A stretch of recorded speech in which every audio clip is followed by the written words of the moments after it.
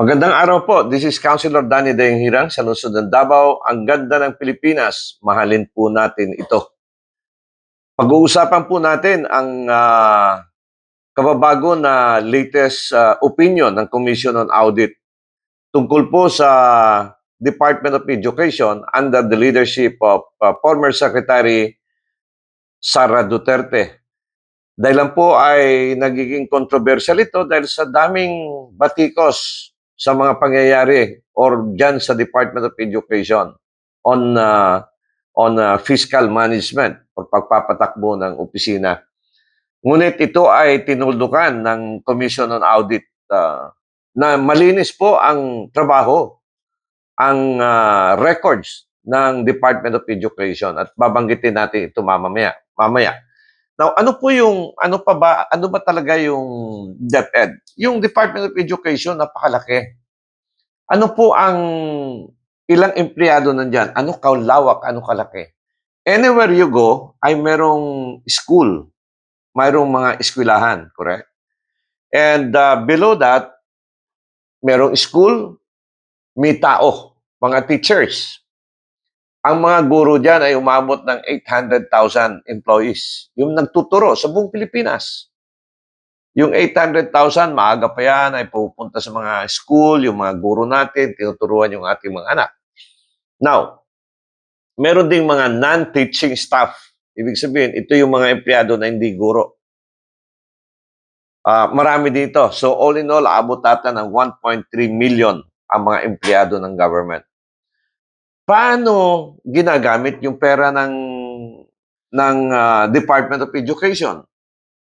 Unang-una, merong procedure yan, yung auditing rules and procedure. Unang-una, galing sa DBM, Department of Budget of Management, yung mga circulars, kung paano i-release yung pera, at paano gagamitin yung pera, then paano nililista ito sa Book of Accounts.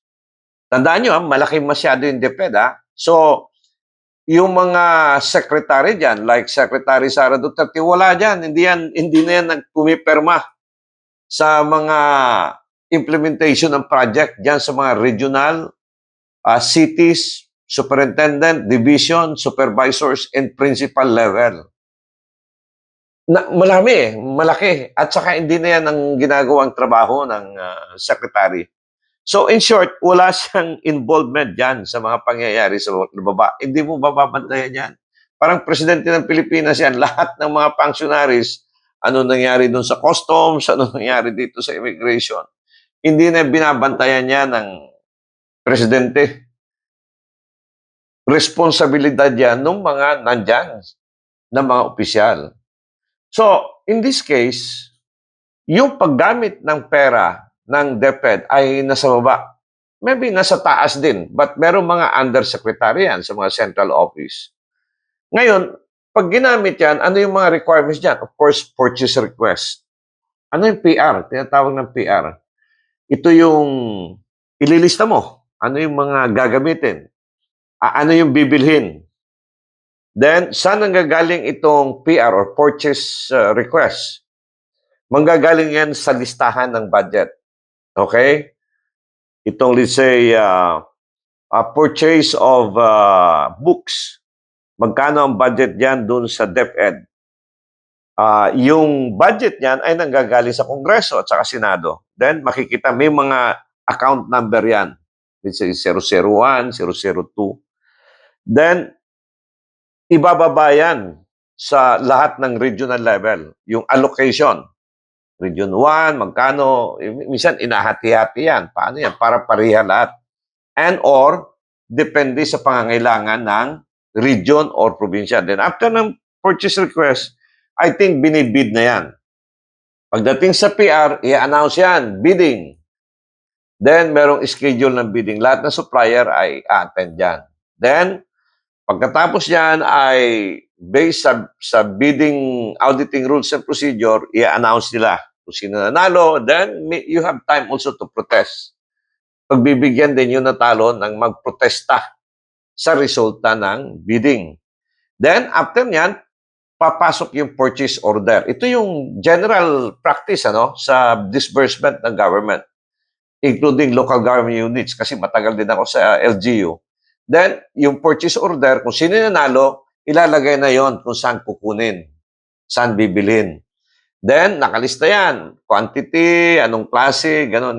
Then, magkano ang cost, resulta sa bidding. Hindi ka pwede mag-overprice dyan kasi may bidding na gagawin eh. At saka yung mga nag-participate, pwede kang mag-question.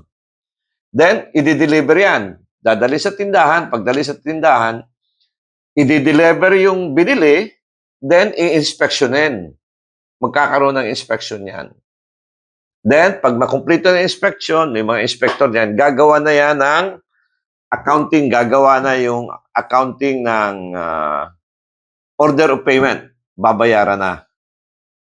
Saan naka-address, kung sinong kumpanya, pay to check, ganon, pay to company XXX, then magkano ang total in payment of, so sa butcher, nakatas lahat yan. So in short, mataas na proseso. And karamihan dyan, hindi na makikita ng sekretary yan eh. Nasa taas yan eh. Policy yan. May cabinet meeting, maraming invitation. So, sinong tumitingin dyan? Dito ang pinakrusyal, yung Commission on Audit. Yung Commission on Audit is an independent body also. Ano itong mga independent body na sa Constitution? Civil Service Commission. Ito yung mga parang human resource or personnel ng buong gobyerno. Nandyan yan. Ito yung magsasabi magkano sweldo ng teacher, magkano sweldo ng sundalo, magkano sweldo ng direktor, yung job order. Ang trabaho niyan is Civil Service Commission. Ano pa? Commission on Election. Ito yung COMELEC. Ito yung nagpapatakbo ng election. Kaya under COMELEC control, yung let's say magulo, under COMELEC control yung election, sila yung lead, then i-enforce nila sa sundalo. So ang pinaka-boss dyan during election time, or election day, or election matters is the Commission on Election. Pag may protesta ka at pag natalo ka, pupunta ka sa COMELEC. Doon ang hearing. So, the decision ng COMELEC. Ano pa yung mga, then ito, yung Commission on Audit. Yung Commission on Audit, ito yung what they call this, ito na yung tumitingin ng mga purchase order kung tama o hindi. Then, merong mga prinsipyo sila sinusunod dyan. Excessive ba? Sobra-sobra ba yung binili ng isang regional director or provincial director? Unconscionable ba? Yung parang hindi ba makonsensya na sa kadami-dami ang binili? Overpriced ba? Extravagant ba? Sobra-sobra ba?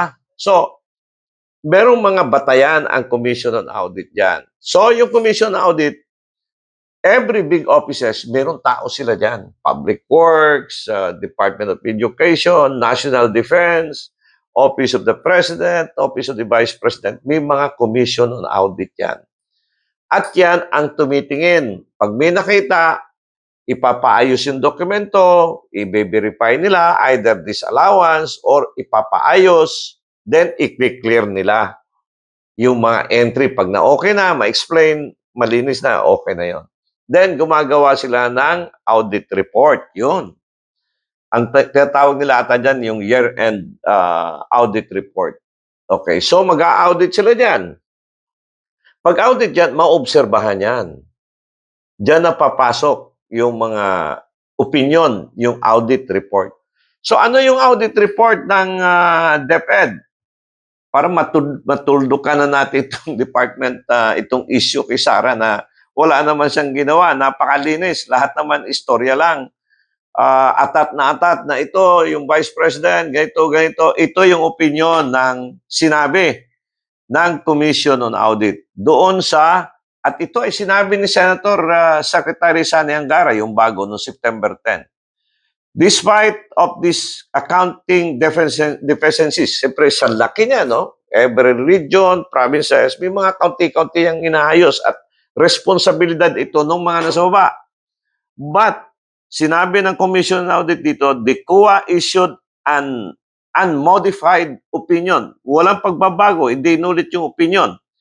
Indicating, pinapalabas nila that the Department of Education financial statement are free. Libre po are free from material misstatement. Walang misstatement na sinabi, walang ibig sabihin walang pagkakamali ng entry.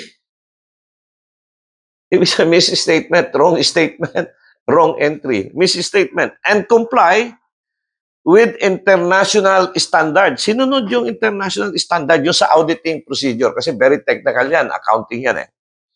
And DepEd is holding regular quarterly financial reconciliation. So, quarter yan, financial reconciliation. At saka nag-workshop yung DepEd with division and regional accountants. So, sa dami nga, sa laki ng, yun, nag-usap-usap sila ito at inaayos.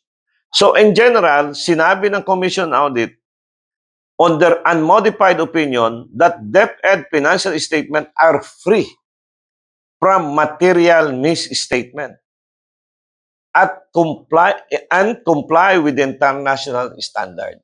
And meron silang regular consultation, consensus.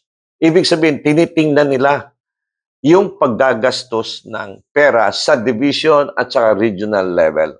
Ang nagsabi nito, ang Commission on Audit. So, yun po. In short, malinis yung DepEd, malinis yung administration ni Sara Duterte. Kaya nga, nag-resign na lang siya kasi ayaw na rin niyang madamay dahil marami ding mga nakikialam. Because after the allocation of funds, responsibilidad yan sa implementation. Now, whether you like it or not, dahil nandiyan ka at ayaw mong makisali dyan sa mga problema at maraming gusto makialam, so the best thing that the Vice President will do is kayo na lang dyan. Ayaw kong madamay dyan. At ayaw niya yung gusto na mangyari.